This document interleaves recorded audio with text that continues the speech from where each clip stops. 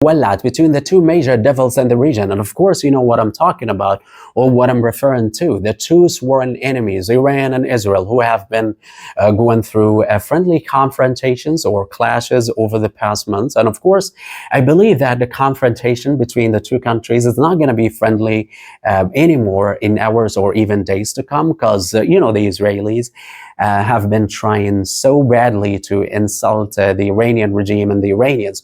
Or it seems to me that the Israeli prime minister is crazy and is trying to force the Iranians to go into an all-out war with the Israelis, and the Iranians are not brave enough to go into an all-out war, because that's what it seems to me. If you believe in otherwise, let me know and throw me a comment, because you know, they have the Israelis targeted and assassinated a lot of senior leaders in order to provoke the Iranians to go into an all-out war.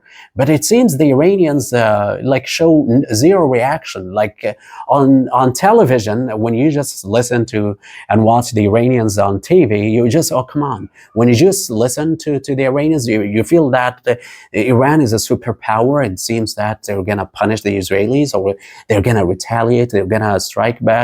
And you remember what happened like a few weeks ago when the Israelis assassinated senior leaders in an Iranian sovereign territory in Damascus. And the Iranians appeared on TV, you know, vowed to retaliate, to strike the Israelis back, and to destroy the Israelis. Finally, the chance has come, and we have been waiting for this moment to, you know, punish the Israelis severely. And I was just on the edge of my seat waiting for the Iranian retaliation. And I was aware that the Iranians are not gonna, you know, do something that may harm the Israelis. And of course, you know what happened before even the attack.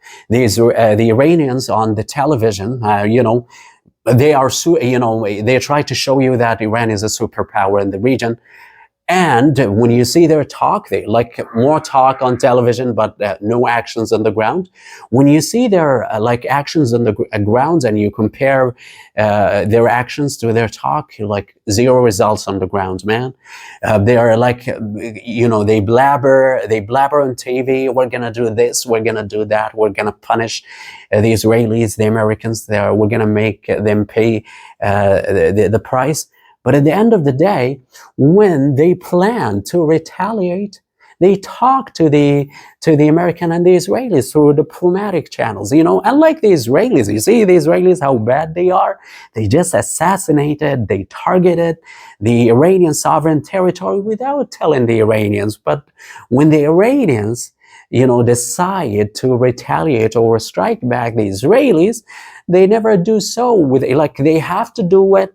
But they have to do it when they feel like they are forced to do so, because, you know, they feel ashamed, or they feel like they are ashamed and their proxy groups across the region are not going to trust them anymore, and they feel like we have to strike back. They talk to the Americans and to the Israelis through diplomatic channels, and of course, you know, you have been insulting us for many years, and we didn't retaliate. So please allow us to retaliate. Allow us to strike the Israelis back. Please, just this time, and say, look, see, we're not going to be bad or as bad as the Israelis. No, we're going to inform you about the retaliation. We're going to inform you about the attack, about the timing. You're going to be aware of the process.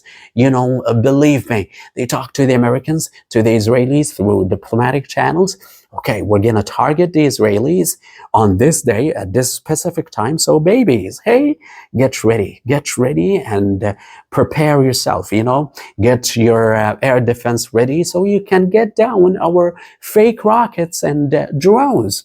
You see how cool we are? And like the Israelis, how bad they are, man, because they targeted, assassinated our senior leaders without even informing us. But unlike Israelis, we're so cool. We're cool guys, you know, deal, huh?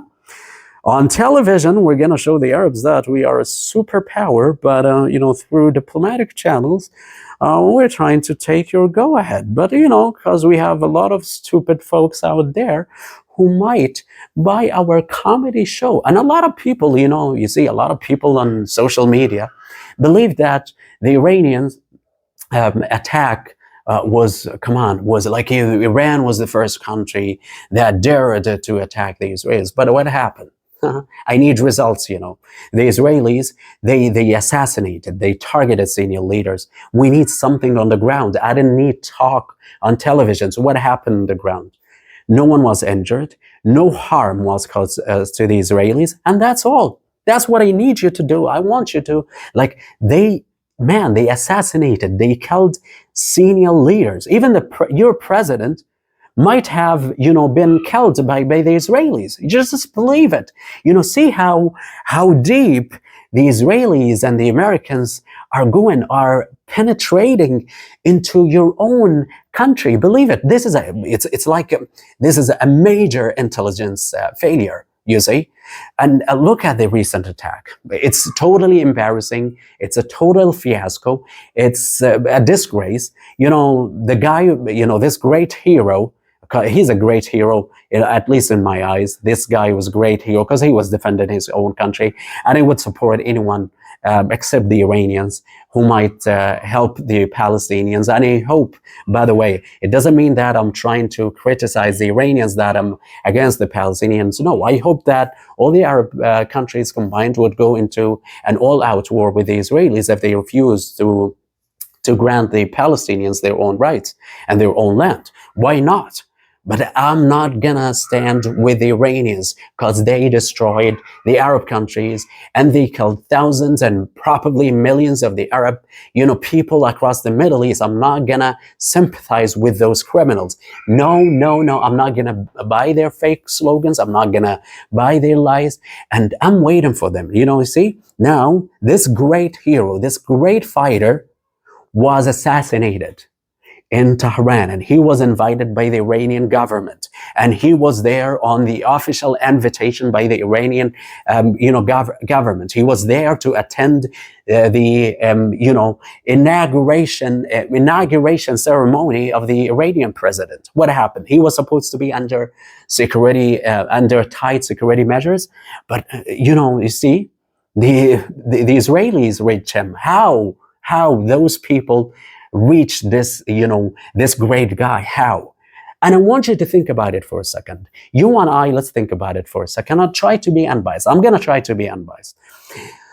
Imagine this assassination for this great man, for this great fighter, happened in an Arab country. What would the Iranians and the Iranian mercenaries across the Middle East say about this assassination? Look, see the Arabs. Look, see the Arabs. We told you, been talking to you for a long time. The Arabs are trying to normalize with the Israelis, and they sold this guy on a golden plate to the Israelis.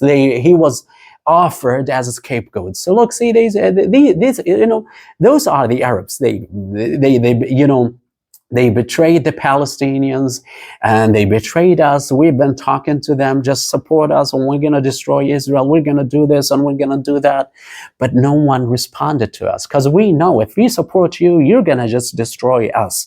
The Iranians are going to destroy the Arab countries. They're not going to destroy the Israelis. And by the way, I wish an all-out war breaks out between the two, sworn enemies. I wish, like tomorrow, I could just wake up tomorrow morning, breaking news, an all-out war breaks out between the two countries, Iran and Israel. I'm gonna buy, a bag of popcorn and watch TV, and I'm gonna be so excited. At the end of the day, I need to see these two countries, like Israel and Iran, the Iranians and the Israelis. I want to see them paying the price, because the Israelis, have been killing the Palestinians, occupied Palestine, and the Iranians have been killing a lot of, Arab people across the Arab countries. And they have to pay the price. And these two countries should and must held accountable for their brutalities and atrocities. For the crimes being committed in my own country, for the crimes being committed in Palestine. Those those major devils should and should pay the price. When that day is gonna come, I don't know. But this is one of my dreams. I want to see the two countries, the Israelis, and see, though it's an Islamic country, but destroyed Arab countries.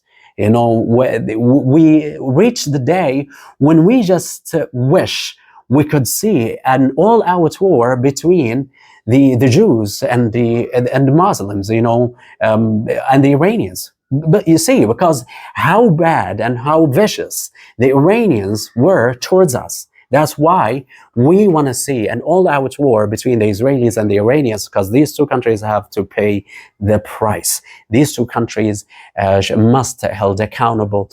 And by the way, if you want to say something, and you say, as I said, and this is the last thing that I just want to share with you, I don't see any all-out war in days to come. And, you know, Khamenei, the commander-in-chief, of course, ordered the Revolutionary Guard to launch an attack on Israel. And, of course, they might try to do something harmful this time. But the two countries, or Iran, is not going to be dragged into an all-out war. And they're going to receive the insult upon insult upon insult without retaliating or without, you know, taking revenge. That's what I believe. If you believe otherwise, let me know. This is me. And I felt like I was, you know, forced to talk about it. And by the way, without reading from piece of paper, I was just blabbering, you know, the thoughts, whatever, you know, popped into my mind. I just spoke my mind, by the way. I was not reading from a piece of paper. I was just, you know, blabbering about the status quo across the Middle East. And if you believe that, I have to talk in days to come about similar issues across the Middle East, and I don't use Arabic, let me know and throw me a comment. This is me saying to ya. See ya.